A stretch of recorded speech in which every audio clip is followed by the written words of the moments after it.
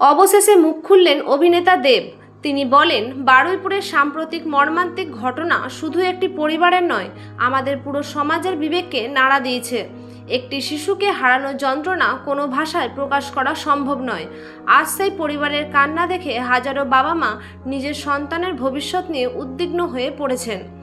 একবার নিজের পরিবারের ছোট্ট শিশুটির মুখের দিকে তাকিয়ে ভাবুন, যদি এমন একটি মর্মান্তিক ঘটনা আপনার পরিবারের সঙ্গে ঘটত, তাহলে সেই কষ্ট কি আপনি সহ্য করতে পারতেন?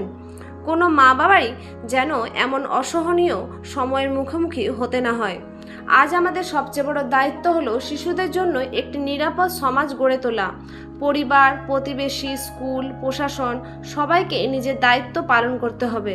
যেই এমন জঘন্য অপরাধ করুক না কেন, তার বিরুদ্ধে দ্রুত কঠোর আইনি ব্যবস্থা নেওয়া উচিত, যাতে ভবিষ্যতে আর কোনো শিশুর জীবন এভাবে ঝরে না যায়।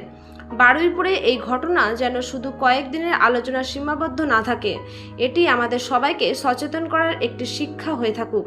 আসুন আমরা সবাই মিলে এমন একটি সমাজ গড়ার অঙ্গীকার করি, যেখানে প্রতিটি শিশু নিরাপদে বড় হতে পারে এবং প্রতিটি পরিবার নিশ্চিন্তে বাঁচতে পারে। ধন্যবাদ।